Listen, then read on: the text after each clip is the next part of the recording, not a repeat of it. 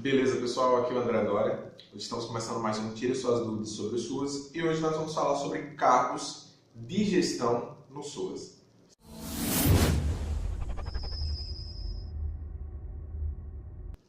Bom, então é o seguinte, chegou a dúvida hoje da Michele Vieira e ela queria saber um pouco mais sobre superintendência no SUAS.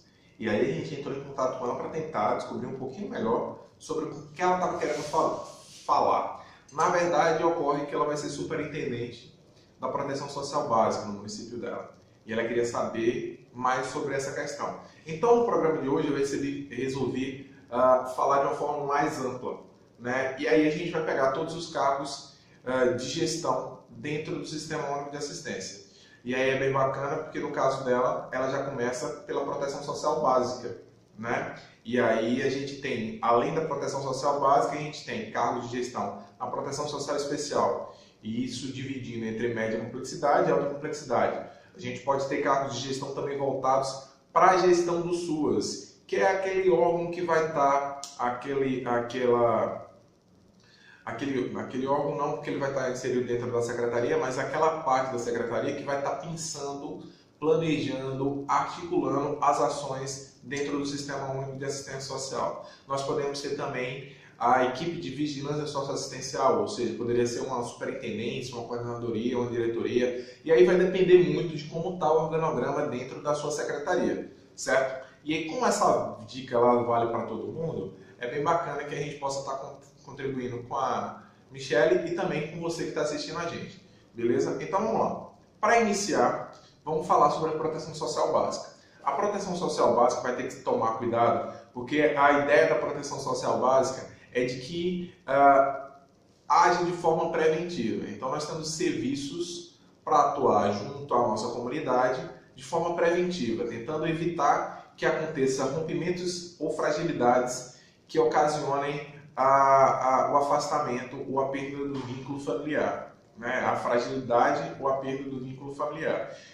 Então, de que forma deve se atuar? Deve se atuar através do PAIF, né? Fazendo o acompanhamento das famílias, através das famílias que apresentarem maior grau de vulnerabilidade, devem ser inseridas no acompanhamento familiar. Esse processo de acompanhamento familiar é bem bacana, a gente já falou sobre isso em outro vídeo, mas vale ressaltar que é extremamente importante, porque através do acompanhamento familiar a gente pode fazer com que aquela vulnerabilidade ela seja ressignificada. E o psicólogo é muito importante nesse processo, até para trazer uma nova visão de mundo para aquela família, né? Nesse processo de acompanhamento familiar, a gente também pode fazer o fortalecimento dos vínculos afetivos e familiares e também fazer o sentido com que as famílias sintam que pertencem à comunidade, fazer uma maior interação dessa família com a comunidade. O bacana de se trabalhar com isso é porque a gente consegue evitar que haja ruptura e que ela vá para a média complexidade ou para a alta complexidade, em casos maiores. Para fazer com que o serviço da proteção social básica, em especial do PAIF, aconteça com maior qualidade, a gente precisa ter, antes disso, feito um excelente levantamento, um excelente diagnóstico. E a equipe que é responsável por fazer o diagnóstico é a equipe da vigilância socioassistencial. Mas espera aí, não é que só essa equipe vai fazer o diagnóstico. Ela tem a responsabilidade de fazer o levantamento das áreas de maior vulnerabilidade do município para que a proteção social básica possa intervir de forma positiva, evitando que aconteça ruptura nos laços familiares. Então, do ponto de vista técnico, quem é o responsável pela elaboração é a vigilância socioassistencial. Mas quem vai participar do processo de construção? Todo mundo, a secretaria de uma forma geral. Afinal, não tem como se tirar a informação sentado num gabinete olhando para o teto, né? Há necessidade da vigilância socioassistencial e ir para o território. E quem tem a obrigação de conhecer o território bem? Quem tem a obrigação são os equipamentos que estão lá no território. Então, CRAS, CREAS, abrigo tem a obrigação de conhecer o seu território para poder fazer uma melhor intervenção na comunidade. Então, quando a gente começa a pensar nas atribuições, não dá para pensar nas atribuições de forma fragmentada, né? Eu sou da proteção social básica, vou pensar só nas minhas ações da proteção social básica eu sou da proteção social especial, então vou focar só nas ações da proteção social especial. O ideal é que haja a troca de informações entre as proteções, entre os setores dentro da secretaria, para que o planejamento estratégico de vocês, que deve ser feito logo no início do ano, no início da gestão, ele seja o mais bem feito possível. Quando a gente tem um planejamento bem feito, a gente tem uma execução muito melhor, certo? Então vamos focar nesse primeiro mês para levantar as competências de cada um dos setores, as obrigações de cada um dos setores e como esses setores vão estar conversando entre si. Então eu falei um pouquinho da proteção social básica, falando basicamente do PAIF, mas para além do PAIF, na proteção social básica, a gente tem um serviço de convivência, que a gente também precisa fazer uma articulação com o PAIF. A gente tem um serviço de proteção social básica no domicílio para idoso ou pessoa com deficiência, que também precisa fazer intervenção com o PAIF. Então todos os três serviços eles estão imbricados, eles estão juntos, eles andam pelo mesmo terreno e a gente precisa ter uma excelente articulação entre os coordenadores desses serviços para que aconteça da melhor forma possível. Uma outra coisa é que não é porque você está na básica que você vai esquecer os outros níveis, né, da proteção social especial, de média e de alta complexidade. Então, pode acontecer casos de você estar fazendo um atendimento com uma família no PAIF, está fazendo um acompanhamento familiar da família pelo PAIF, e o adolescente cometeu um ato infracional e ele está cumprindo medida socioeducativa em meio aberto em CREAS. Então, há necessidade de fazer interlocução entre o CREAS e o CRAS para que aconteça isso. Ou seja, a gente vai da básica à média complexidade, conversar, dialogar para entender aquela família num contexto mais amplo e poder fazer uma intervenção mais qualificada. No contexto da média complexidade, já que eu já falei da proteção social básica, se você está entrando em um cargo de gestão da proteção social especial, vale lembrar, se você tiver equipe abaixo de você para fazer esse desdobramento média complexidade e alta complexidade, maravilha. Se você não tiver, você vai ter que dar conta dessas duas, que são um grande trabalho que tem que ser feito. Porque a alta complexidade não são todos os municípios que têm, mas a alta complexidade é onde a gente encontra as maiores dificuldades. Vale lembrar que a alta complexidade, tirando o fato de atuar em calamidades, né, de acontecer uma calamidade na sua cidade, por exemplo, uma enchente, ou um desmoronamento, alguma coisa assim do tipo, e as pessoas perderam o domicílio e você tem que trabalhar nessa situação de calamidade, tirando esse aspecto, o aspecto mais corriqueiro é do abrigamento. Na verdade, do acolhimento. Seja ele acolhimento para crianças e adolescentes, seja ele para adultos e famílias, seja ele para idosos. Então, o processo de acolhimento é um processo complicado, que a ideia de quem está trabalhando nesses serviços é de fazer interlocução com a família de origem para tentar fazer o retorno dessa pessoa para sua família de origem. Caso não seja possível fazer o retorno para a família de origem, buscar na família expandida a possibilidade de retorno, ou seja, se não dá para voltar para a mãe, porque eles são usuários de droga, por exemplo, ou porque houve uma ruptura muito grande, há casos de violência, tentativa de assassinato ou qualquer outra coisa do tipo, aí não tem como voltar para o pai, a gente pode ver se tem algum parente do pai ou se tem algum parente da mãe para o qual aquela pessoa possa retornar.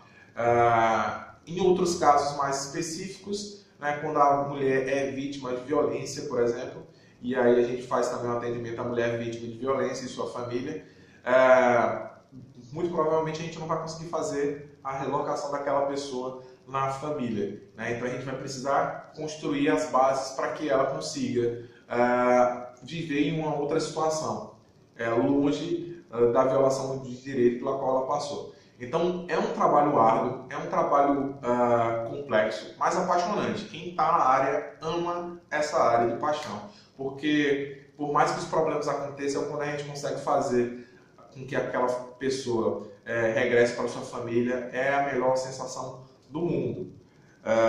Na média complexidade a gente tem outros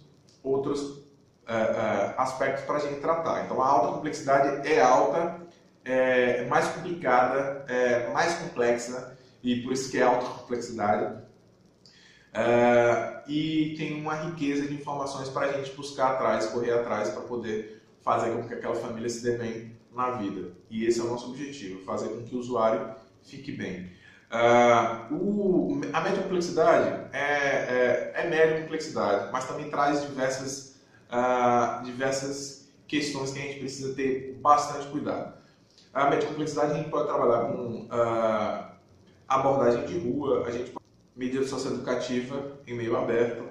Então, as medidas socioeducativas seriam PSC ou prestação de serviço à comunidade ou liberdade assistida, ou as duas concomitantes. Em alguns casos, o adolescente ele acaba recebendo as duas medidas, e aí tem que se trabalhar. Ou a gente trabalha com PAEF, né, que também é onde a gente vai atender de forma mais específica aquelas fragilidades que estão mais latentes, né, a violação do direito. Então, você vai ter que trabalhar muito bem com isso. E, obviamente, tem que ter uma articulação. Como você está no meio, você está entre a alta complexidade e você vai estar entre a básica, a proteção social básica, você precisa fazer a intermediação. Tanto com quem está saindo da alta complexidade, tentando voltar para a básica, para fazer o acompanhamento daquelas famílias, como com quem está vindo da básica para você. Porque muitas vezes a básica não conseguiu evitar a fragilidade dos vínculos, a ruptura dos vínculos, e ele acaba vindo para a média complexidade. Né? Então, quando acontece isso, você tem que trabalhar sempre de forma integrada. E a ideia é a gente partir da alta complexidade, da média complexidade, para a proteção social básica. É que a gente consiga fazer com que o nosso usuário ele vá descendo a escada e ele acabe parando na proteção social básica. E aí ele não necessariamente precisa ser mais acompanhado de forma tão incisiva, de forma tão enfática. Bom, esses seriam as 3 áreas de atuação que a gente tem atendimento direto, contato direto com nossos usuários. Mas para além disso, na sua secretaria você pode ter ações de políticas que são agregadas à política de assistência, como política de habitação, como política de segurança alimentar e nutricional, como política de inclusão produtiva, como o próprio Bolsa Família, que é uma política de transferência de renda, é uma outra política, mas que é agregada pelo município. Agora, com o advento do decreto do governo federal que muda a forma de concessão e manutenção do benefício de prestação continuada, o EPC, você da proteção social básica vai estar recebendo mais essa tarefa. Então você que está indo para a superintendência da proteção básica, minha amiga, você tem que ficar muito atenta como é que você vai lidar com essas novas demandas que estão chegando para a proteção social básica, certo? É extremamente importante que a gente tenha dentro da secretaria pessoas com qualificação técnica para poder dar todo o acompanhamento, toda a base para que os outros serviços aconteçam de forma muito positiva. Porque como a gente tem muita dificuldade de acessar o monitoramento e o acompanhamento dos estados, que geralmente os estados não fazem, e eu falo pelo meu estado, aqui em Sergipe nós não temos isso é inexistente. Na verdade, eles saíram agrupando várias secretarias, várias políticas dentro de uma única secretaria, com um corpo técnico muito pequeno, e aí não tem como fazer o acompanhamento dos municípios, não tem como dar o suporte técnico que a obrigação do governo estadual está dando. Então, ou você tem uma equipe qualificada, ou você acaba tendo que recorrer às consultorias. E aí, se você for recorrer a uma consultoria, fica aqui a sugestão de você nos procurar. CRF Consultoria pode estar trabalhando junto com você para melhorar a execução dentro do seu município. Pulando agora do merchan e voltando para o conteúdo, que é o que você quer, é interessante a gente levar em consideração que no processo inicial a gente tem que ter um planejamento muito bem trabalhado. Eu falei isso brevemente no começo, mas só para finalizar eu quero salientar isso. A gente precisa ter um planejamento que leve em consideração os aspectos financeiros, ou seja, quanto a gente tem de recurso, qual a previsão de recursos que nós temos para o ano, a dotação orçamentária que nós temos é condizente com o volume de recursos que nós temos em conta, ela está menor, ela é insuficiente, então a gente precisa rever essa dotação e fazer a solicitação de suplementação de dotação ou de mudança para fazer com que a gente consiga utilizar os recursos que temos em conta, ou nós não temos recurso nenhum em conta e a gente está num processo de muita dificuldade, inclusive para manter os serviços funcionando, porque a gente não tem recurso, e aí a gente precisa parar e sentar com o secretário, com o prefeito e dialogar com o prefeito, mostrar a importância da política de assistência e principalmente a importância de não viver na dependência do governo federal, do repasse do governo federal, do repasse do governo estadual, que a gente sabe que geralmente atrasa e que geralmente não é positivo para a gente ficar nessa dependência. Se a gente busca autonomia para as nossas famílias, nós, enquanto gestores municipais, enquanto técnicos municipais, nós precisamos também buscar autonomia para a nossa gestão. E a autonomia só acontece a partir do momento que a gente tem recursos financeiros suficientes para a gente gerir os nossos serviços sem depender do governo federal, sem depender do governo estadual. Porque aí, quando vier esses recursos federais e estaduais, a gente pode ainda mais abraçar as demandas do nosso povo, da nossa população. Beleza? Esse foi mais um Tire Suas Dúvidas sobre as Suas. Aqui é o André Doria. Se você ainda não está inscrito no canal, vem aqui no canto direito inferior da sua tela e clica lá. Beleza? Se vocês tiverem mais dúvidas e quiserem mandar para a gente, você pode mandar pelo contato@crfconsultoria.com.br. Eu sempre agradeço a participação de vocês e faço questão de responder um a um. Ficou com dúvida? Coloca aí nos comentários sua dúvida, coloca aí sua pergunta também que a gente vai tentar tirar essa dúvida. Beleza? A gente vai ficando por aqui e até o nosso próximo programa. Beijão e fui!